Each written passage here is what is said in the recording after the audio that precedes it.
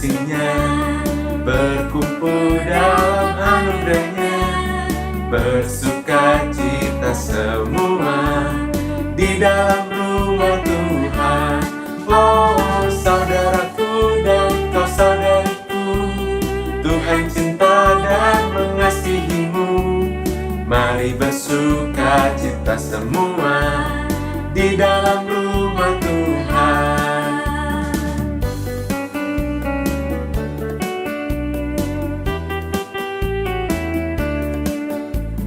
Bertemu dalam kasih-Nya, berkumpul dalam anugerah-Nya, bersuka cita semua di dalam rumah Tuhan.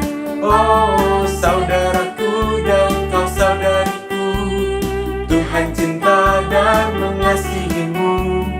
Mari bersuka cita semua di dalam rumah Tuhan.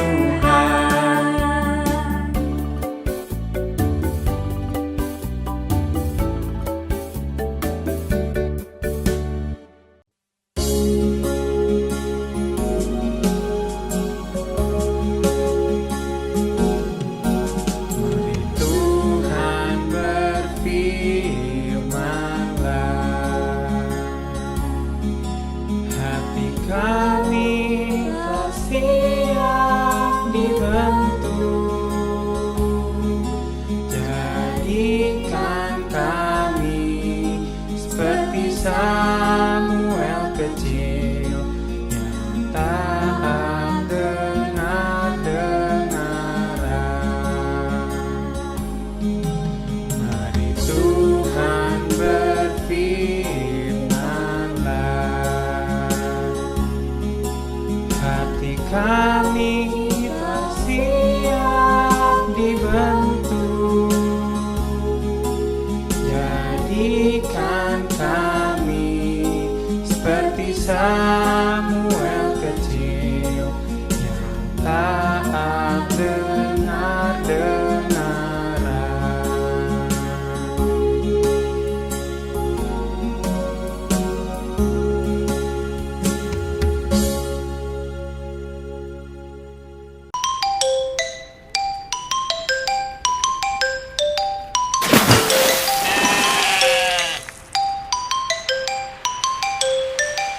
Rut 1-4.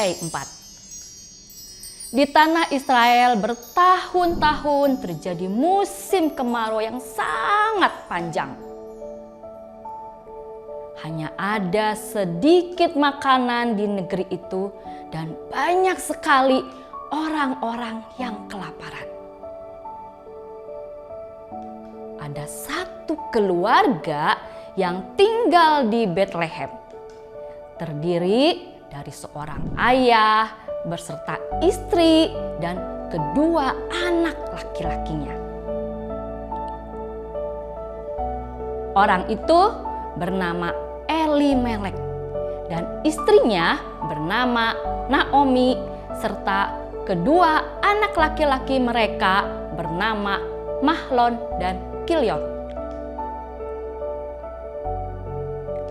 Kita harus pergi dari negeri ini ke negeri yang cukup makanan, kata Elimelek. Lalu dia membawa keluarganya ke tanah Moab dan tinggallah mereka di sana. Suatu hari Elimelek meninggal dunia dan Naomi pun tinggal dengan kedua anak laki-lakinya. Kedua anak laki-lakinya menikahi perempuan Moab. Yang pertama bernama Orpa dan yang kedua bernama Rut. Setelah 10 tahun mereka tinggal di Moab, kedua anak laki-laki Naomi pun meninggal dunia. Naomi mendengar kabar bahwa di negerinya kini sudah cukup makanan. Dan Naomi ingin kembali ke sana. Orpa dan Rut ingin ikut dan membantu Naomi, mertua mereka. Ketika mereka sedang di jalan untuk pulang ke tanah Yehuda, Naomi berkata, "Pergi dan pulanglah kalian masing-masing ke rumah ibu kalian." Orpa menurut saran Naomi, tetapi Rut tidak mau meninggalkan Naomi. Rut berkata, "Dimanapun kau tinggal, aku ikut bersamamu.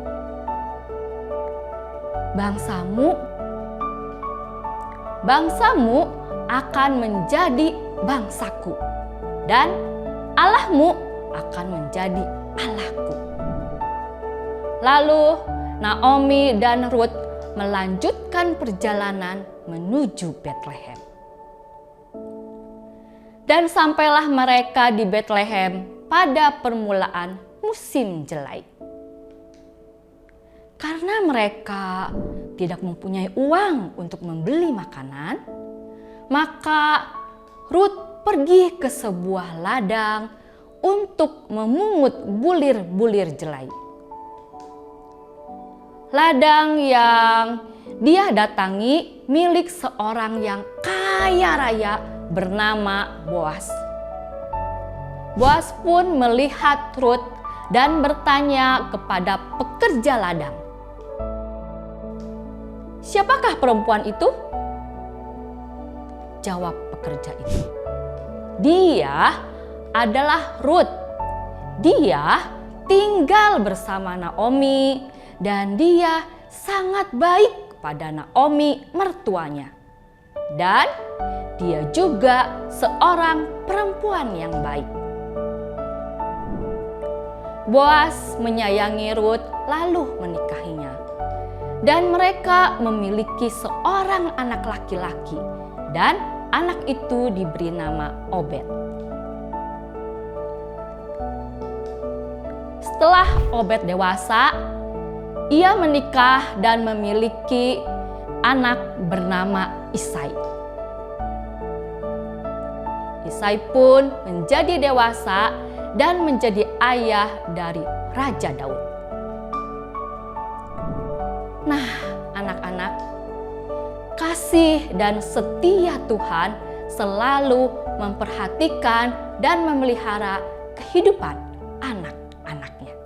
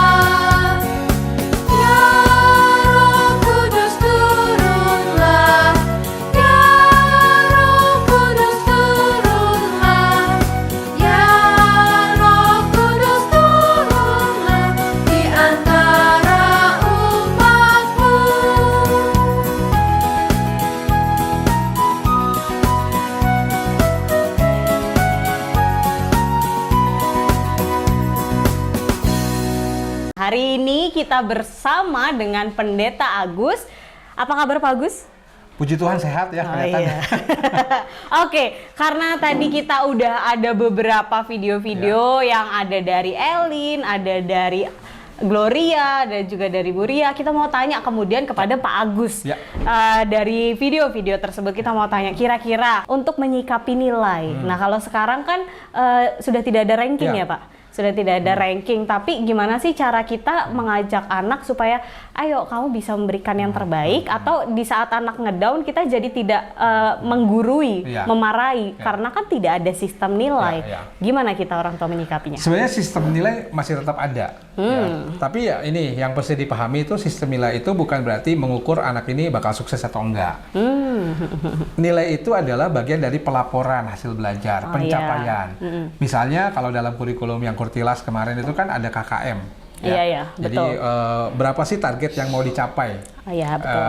Target ini target minimal, ada yang tinggi, ada yang bawah, tergantung bagaimana sekolah melihat potensi anak, gitu ya. Nah, ketika KKM itu ditentukan segini, berarti kan guru punya strategi nih, gimana caranya anak bisa sampai sini atau melampaui ini, dengan cara mengajar, teknik mengajarnya, rencana pembelajaran dan sebagainya. Lalu dalam rangka mengukur pencapaian itu salah satunya adalah dilakukan tes.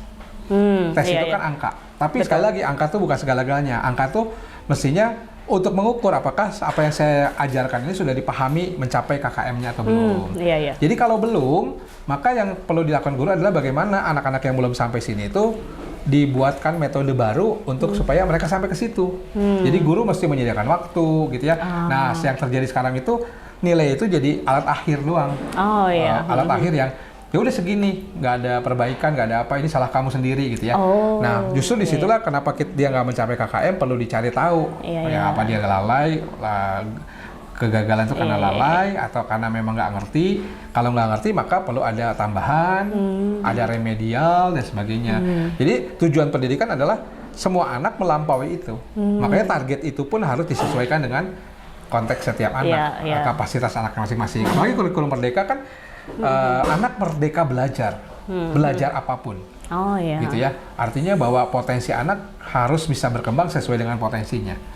Lalu yang nggak sesuai potensinya mencapai aja nilai KKM tadi, gitu ya. Jadi tapi mereka yang penting adalah bagaimana menjadi pembelajar seumur hidup, itu yang penting. Nah seringkali orang tua kan jadinya gini ya, anak mana ranking berapa, anak mana ranking berapa. Jadi anak tuh diukur berdasarkan ranking, tuh kasihan banget ya. Yang rankingnya bagus bakal sukses, yang rankingnya bawah nggak akan sukses. Tapi ternyata kenyataannya nggak begitu, ya, karena keberhasilan seseorang tidak diukur oleh angka, kita terjebak oleh angka gitu. Nah, gitu ya. Tapi bukan berarti angka tidak penting ya. Angka itu penting untuk mengevaluasi. Jadi sejauh mana kita mencapai itu.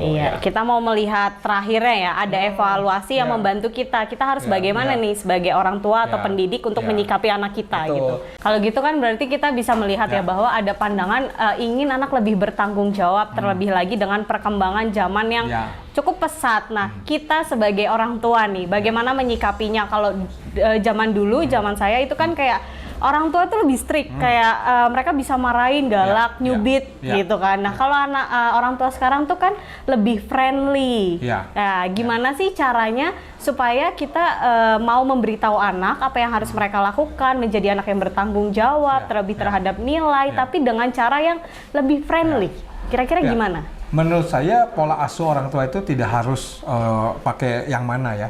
Jadi kita bisa satu kali keras dalam arti itu bahwa kita mau dalam rangka mengingatkan bahwa apa yang kamu lakukan itu berbahaya, gitu ya.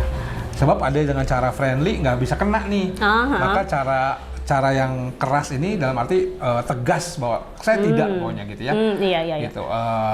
Tapi ya tetap tidak melukai hati anak. Artinya balik lagi, mendidik itu kan tetap harus dengan bertanggung jawab, gitu ya.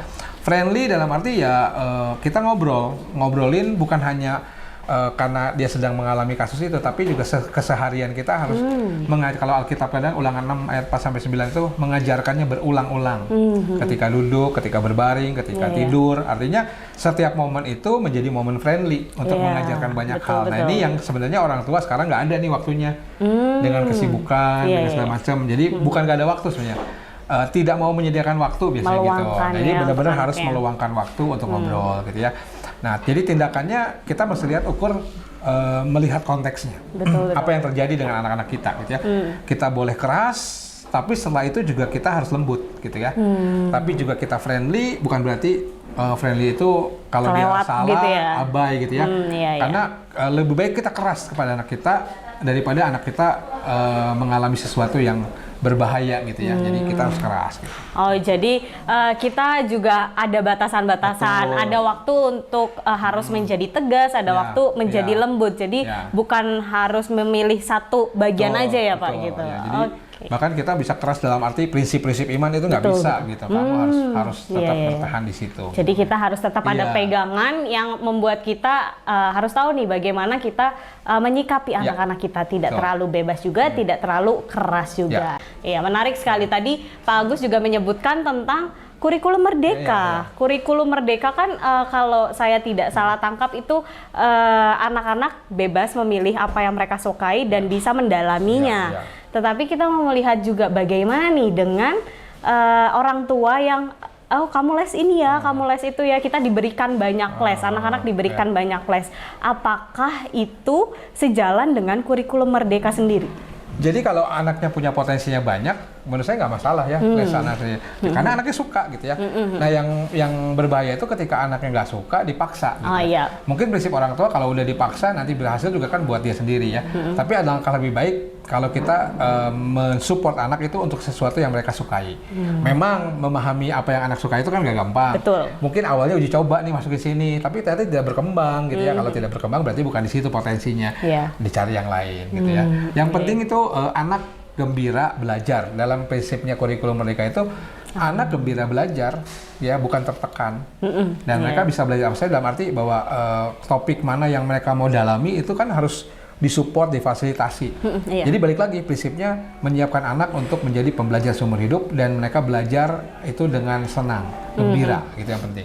Oh ya, menarik Gitu. sekali. Jadi Ya. tadi sepanjang percakapan kita banyak mengetahui bagaimana sih menyikapi anak-anak zaman sekarang menjadi anak yang bertanggung jawab dan lebih peduli ya dalam tanda petik dengan nilainya gitu. Dan dengan kita ini, dengan masa depan, dengan cita-cita yang mau dia capai. iya, dengan keinginan mereka, Ya. jadi mereka bisa mencapai dan orang tua juga mensupport gitu ya kira-kira. Begitu dapat nilai mereka mengukur, oh ternyata saya belum nyampe nih, Iya. atau oh saya udah maksimal nih, sekarang apa yang saya masih perbaiki gitu ya. Oke. Nilai itu gunanya buat itu sebenarnya. Iya. Ya. Jadi kita bisa melihat hasil Ya. akhirnya. Ya menarik sekali Pak Agus, terima kasih. Kira-kira ada kata-kata terakhir nggak untuk Belum orang ada, saya tua? masih mau hidup.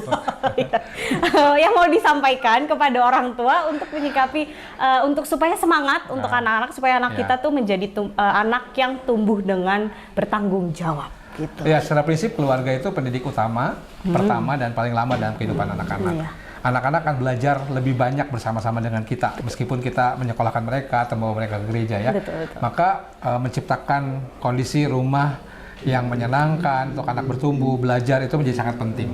Iya. Gitu ya. Apalagi memperkenalkan Kristus kepada anak-anak itu menjadi sangat penting, yang diturunkan dari satu generasi ke generasi lain. Oke, kira-kira Pak Agus sebagai pendeta sekolah di Penabur, sistem pendidikan saat ini kan sudah jauh berbeda dengan yang kalau bisa sih zaman saya ya Pak. Ya. Kira-kira itu kan berpengaruh dengan perilaku, terus cara berbicara anak dan hampir di keseluruhan perkembangan mereka. Bagaimana sebagai orang tua untuk menyikapi perkembangan anak?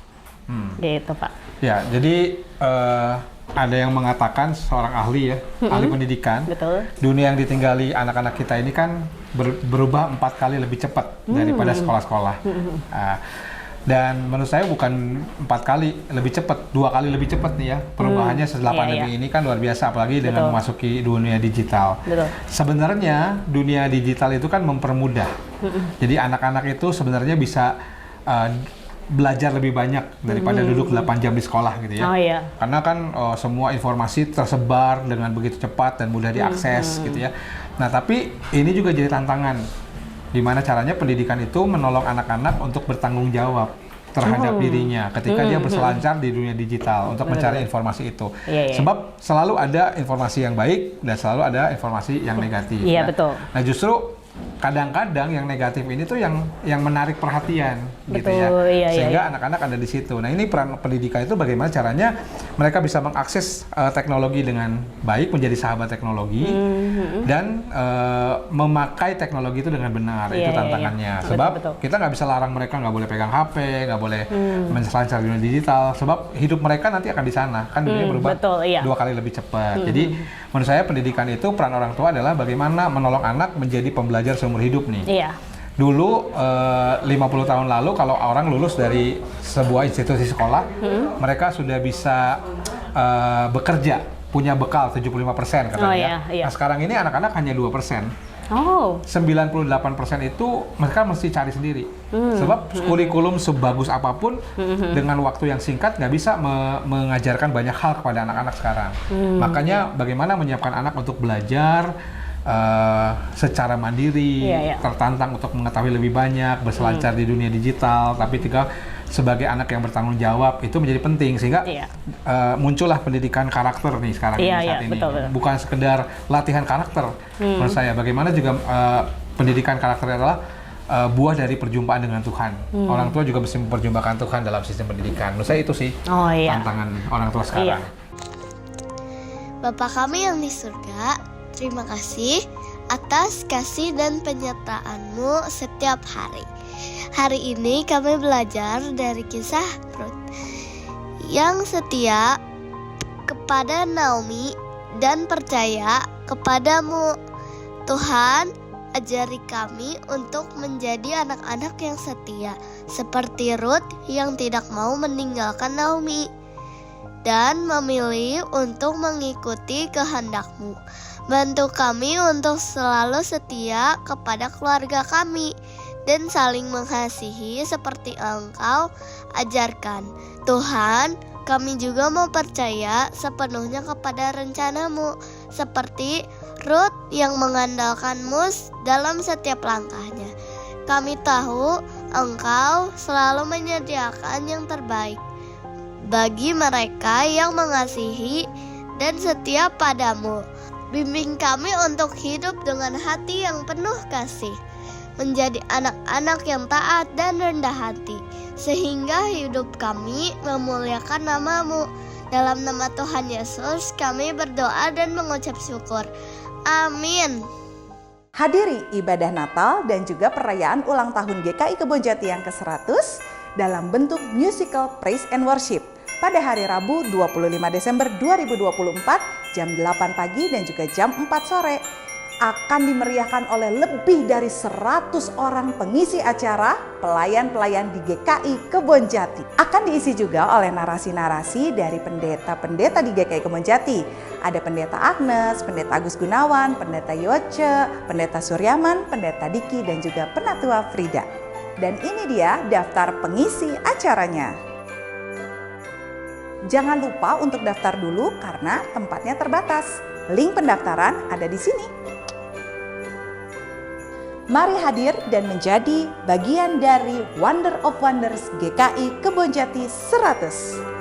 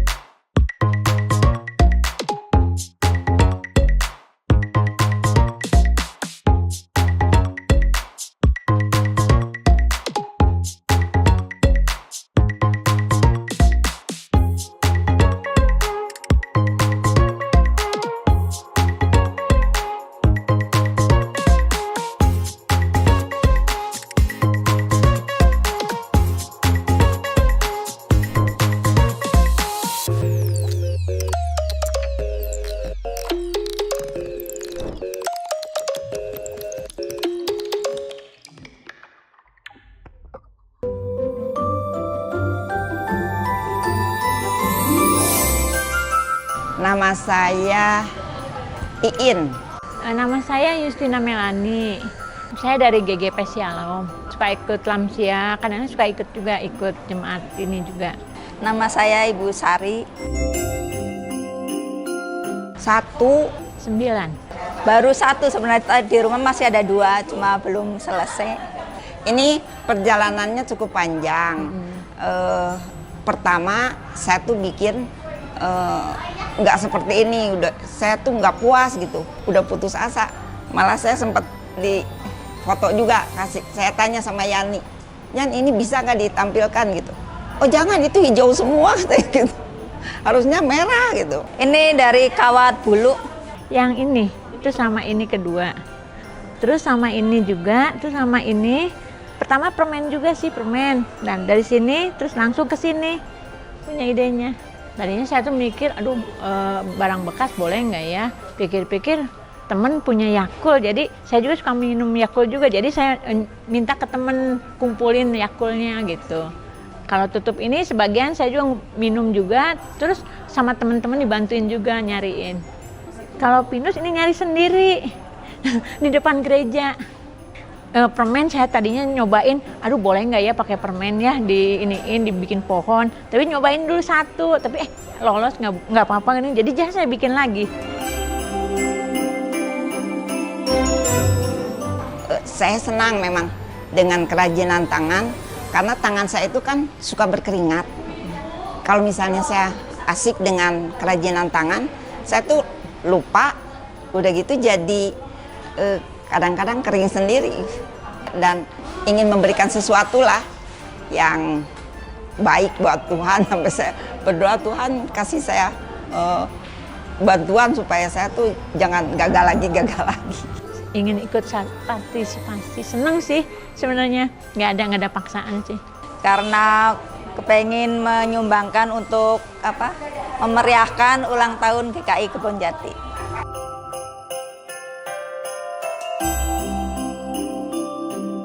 Saya rasa setiap orang punya talenta, walaupun kecil, tapi dia bisa ikut ambil bagian di dalam pelayanan kepada Tuhan. Kalau hatinya juga ada kerinduan untuk itu.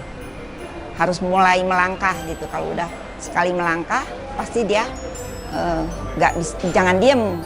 Langkah kedua, langkah ketiga gitu. Akhirnya nanti dia bisa ikut pelayanan yang lebih banyak gitu. Kalau ada kegiatan apa-apa ikut-ikut aja gitu. Jadi biar kita juga jadi fine gitu tuh, ke yang bontinya juga seneng gitu. Saling support gitu kayak gitu lah. Buat teman-teman yang punya talenta, kita salurkan dan kita memeriahkan Gereja Kebonjati yang ke-100.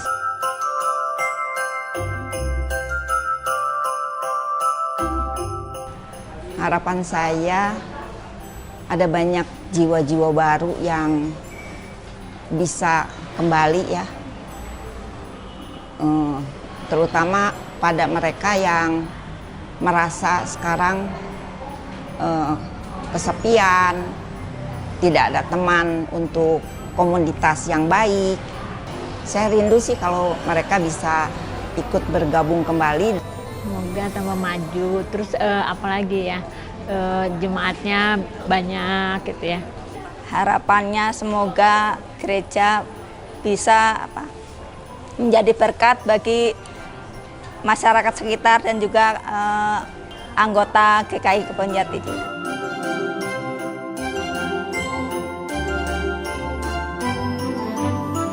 Saya mengucapkan selamat ulang tahun yang ke-100. Selamat 100 tahun GKI Kebonjati. Selamat ulang tahun GKI Kebonjati yang ke-100. Semoga kita semua selalu diberkati, dan bukan hanya itu, tapi juga ikut melayani di dalam Tuhan.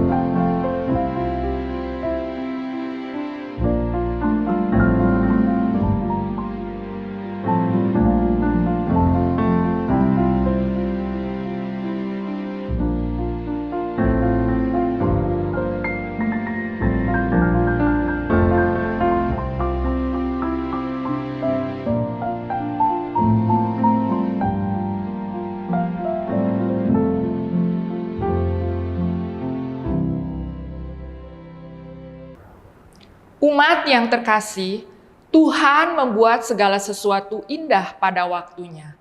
Ungkapan oleh pengkhotbah ini, kita yakini bahwa apapun situasi kita saat ini, Tuhan akan menjadikan indah pada waktunya. Mari dengan berdiri kita awali ibadah kita dengan menaikkan pujian baginya.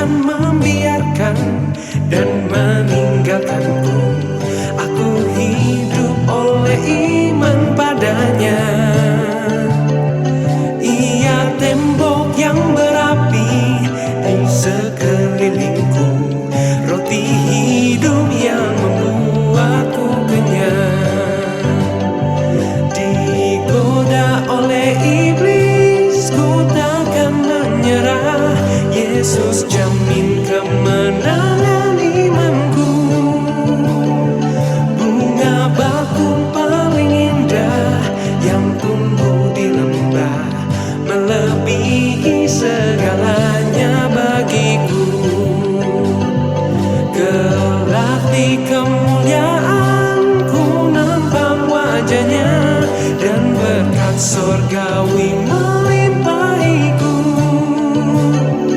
bunga bakung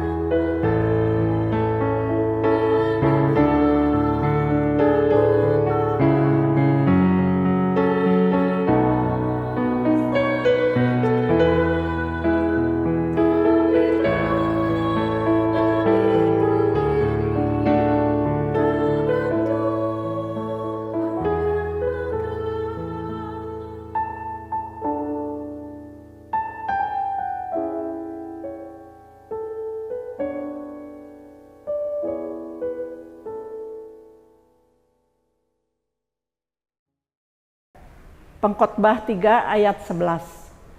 Ia membuat segala sesuatu indah pada waktunya. Bahkan ia memberikan kekekalan dalam hati mereka.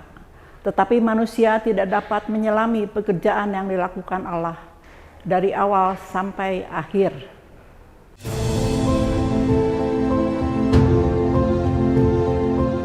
Saksikan karya Kristus, menyatakan pertolongan Roh Kudus. Atau yang kita dengarkan suara kita sendiri.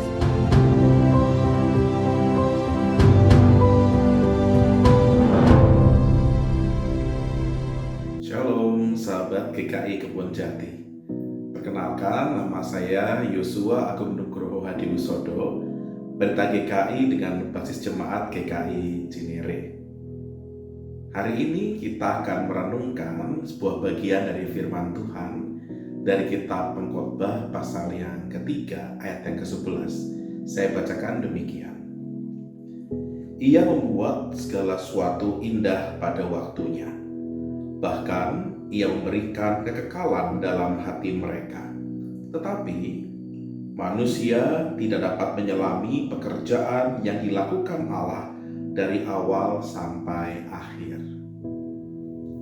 Sahabat-sahabat, tentu kita sering mendengar sebuah kutipan ayat Alkitab. Untuk segala sesuatu ada masanya. Kitab Pengkhotbah mengawali bacaan kita mengatakan ada waktu untuk menanam, ada waktu untuk menuai, ada waktu untuk tertawa, ada waktu untuk menangis. Ini sesuatu yang kita sudah sering dengar dan kita pahami.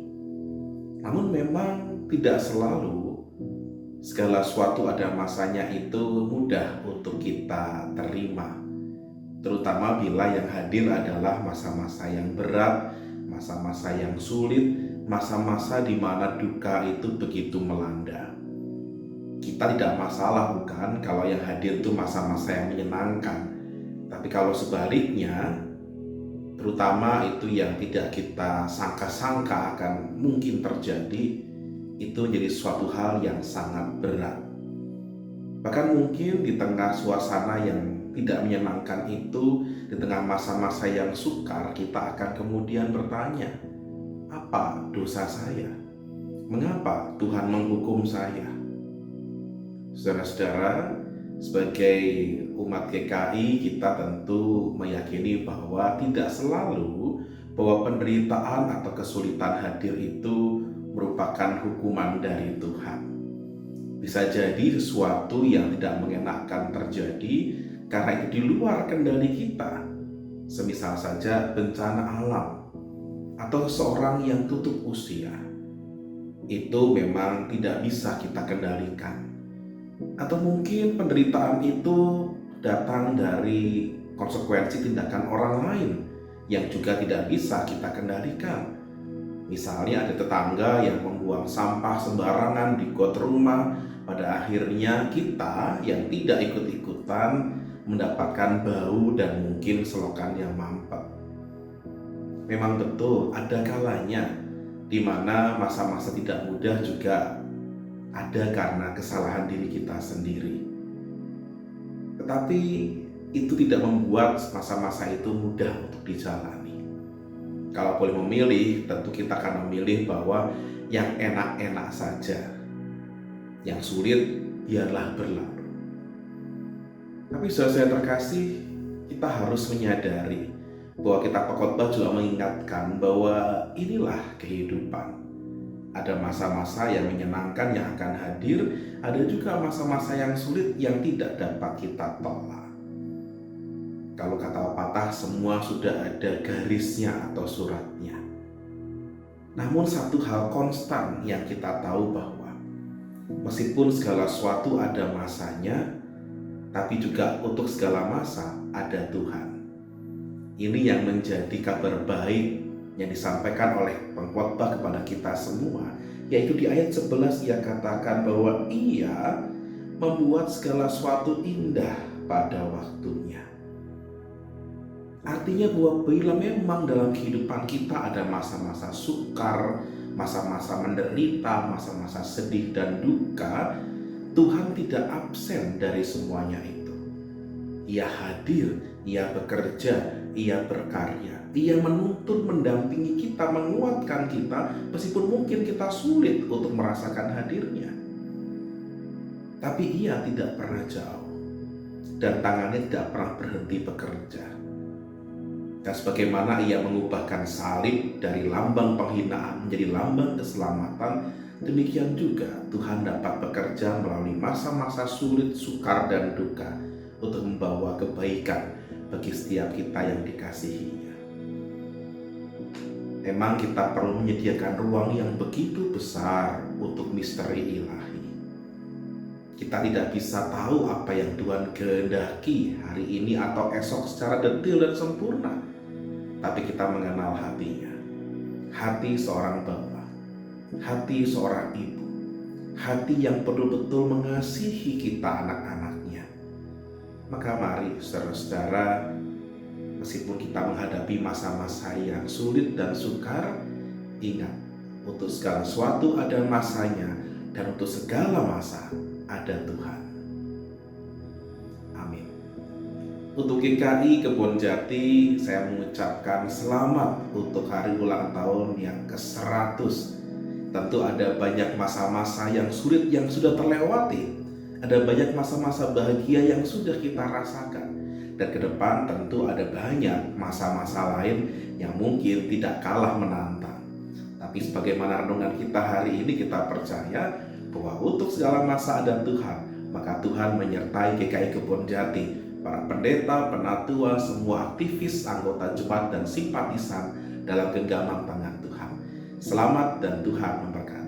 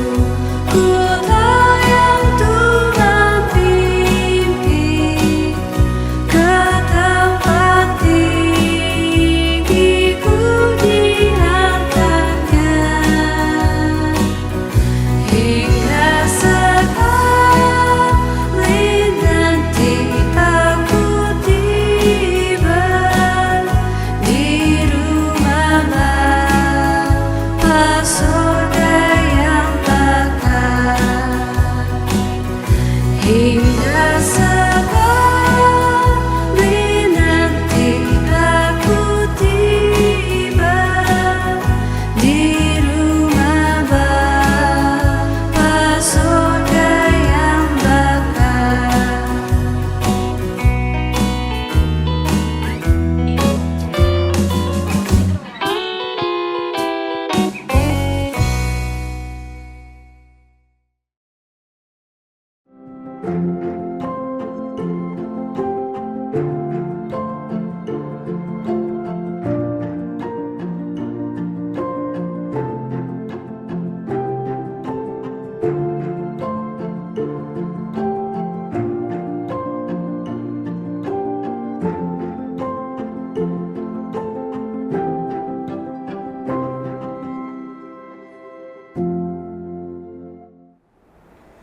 Perjalanan hidup saya bersama Tuhan membuat saya belajar untuk percaya dan tidak ada yang tak mungkin dalam Tuhan lewat kehidupan anak saya.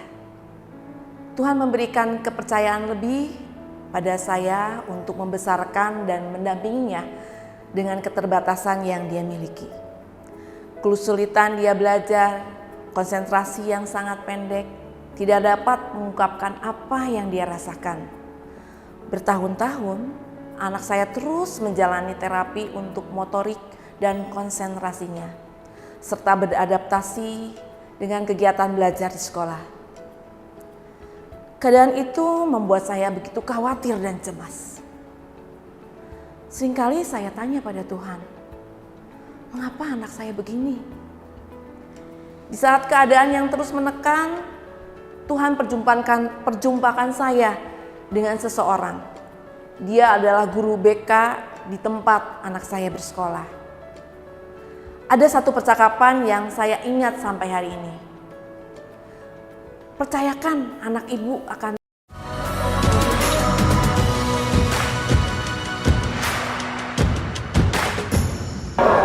Selamat ulang tahun yang ke-100 untuk GKI Kebonjati. Kiranya Tuhan memberkati selalu dan bisa bertumbuh di dalam Tuhan.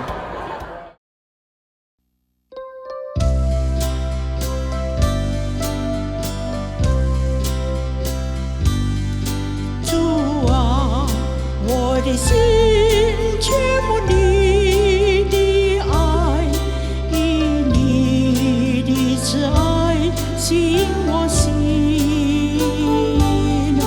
我的心紧紧地跟随你，你的慈爱是永不改变。主，我心好想你，好想你奇妙的爱。主，我心仰望你，仰望荣耀你的名，全地都大喊声，唱哈利路亚，歌颂你，歌颂你的慈爱。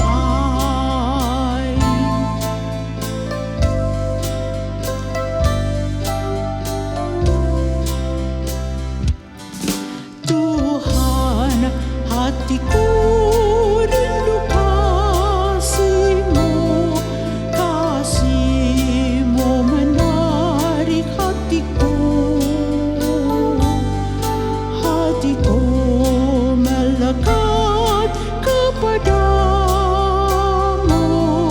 kasih-Mu tak pernah berubah. Oh Tuhan, ku rindukan kasih-Mu yang ajaib. Oh Tuhan, ku berharap hanyalah kepadamu, biar bumi bersorak memuliakan-Mu. Pujilah, pujilah kasih-Nya.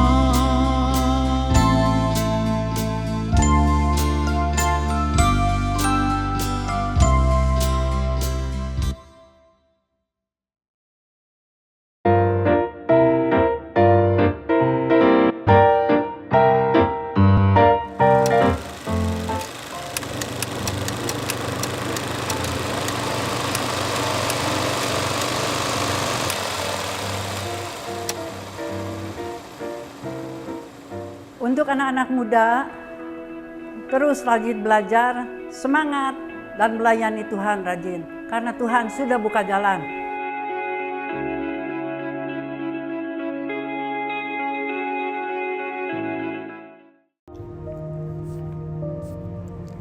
Tuhan, kami bersyukur karena segala sesuatu indah pada waktu-Mu. Dalam setiap musim kehidupan, kami ingin melihat tangan-Mu bekerja.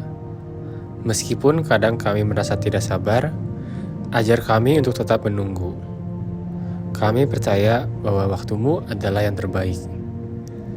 Dalam setiap penantian, kami ingin menemukan kebahagiaan di dalam-Mu. Terima kasih atas janjimu yang tidak pernah gagal. Dalam kesulitan, kami ingin terus berharap. Kami percaya bahwa Engkau sedang mempersiapkan sesuatu yang indah. Dalam setiap langkah, kami ingin mengikuti rencanamu. Berikan kami iman untuk percaya bahwa waktumu sempurna. Dalam nama Yesus kami bersyukur atas segala yang Kau lakukan. Amin.